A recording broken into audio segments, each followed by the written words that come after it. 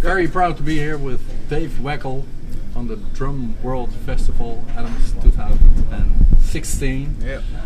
Dave, welcome. Thank you. How do you like the festival till now? I notice you're here all the time. First Yeah, show. well, it's a drum fest, so there's a lot of guys playing that I haven't seen before, so wanted to see the young guy, Myron play, yeah. 14-year-old kid, so I'm always interested to see the young talent, see what's happening. What did you think of him? Oh, he's great, yeah, really, very, got a lot going on at a young age, very natural, he's, yeah, it was very impressive, fun to see, Yeah. And then so far I've seen Dre, and then I saw just Virgil right now tear down the house as usual. So Yeah.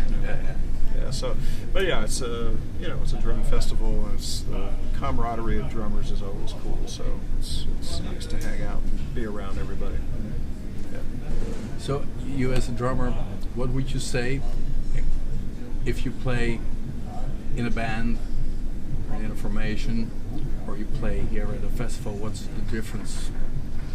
Well, I mean, I play drums to make music with other musicians, and I don't do a whole lot of these drum festivals because I generally, I like to do it because I like to share the drums and play for the people, but generally it's for the enjoyment factor, I'd much rather be playing with a group of musicians. Yeah, that's why I play. So, with the drums, we all play to tracks, we all do that kind of thing, and I just try to diversify my segment to give a little taste of the different kinds of music that I play with different tracks and some solo space, and also just talk to the audience and give them something to think about, that is some sort of an approach aspect that I think about musically, and that's it. I mean, there's it's apples and oranges completely. I mean, it's still a performance, and we try to play our best, but when you're playing with a bunch of musicians, it's a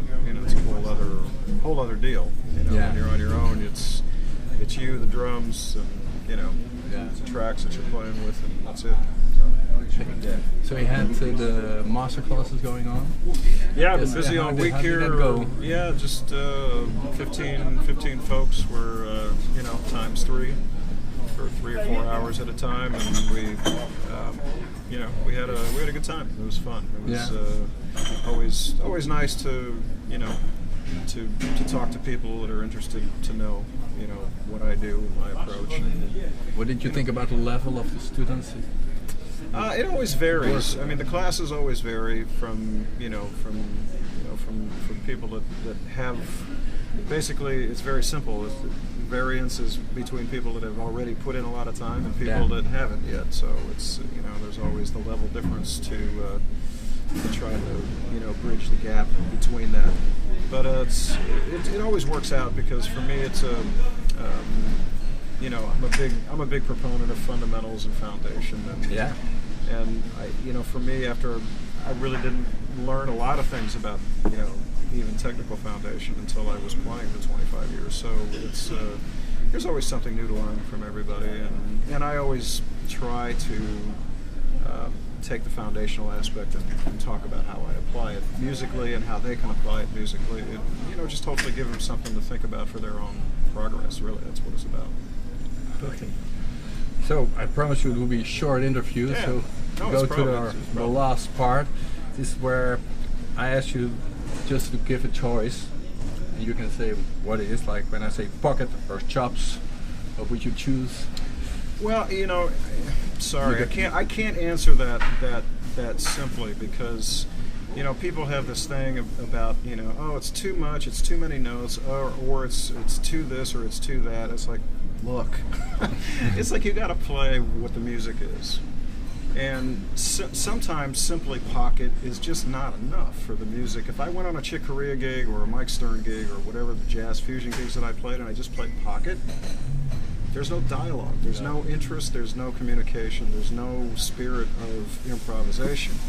So, people are very quick to spout out, these terms of, oh, it's too busy, too many chops, or not enough chops, or not enough pocket. It's like, look, we're just all trying to, and we should all be just trying to play to the best of our ability, study the instruments, study the history, learn about jazz, learn about where it all came from, and then, the more depth you have as a player, the more depth you have as a musician, you can hopefully go into a situation and play what is supposed to be there for the music to start with.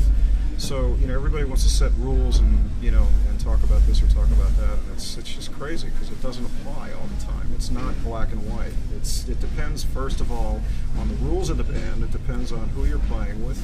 And then, everybody's sitting in their computer with YouTube is very quick to judge, They should be in the practice room instead. That's where that's at. Okay. So. Well, I like that answer, so let's leave it to that. Yeah, okay. Dave Weckl, thank you very much. You got it. All right. Thank you. Thank you for having me. Thank you. See you.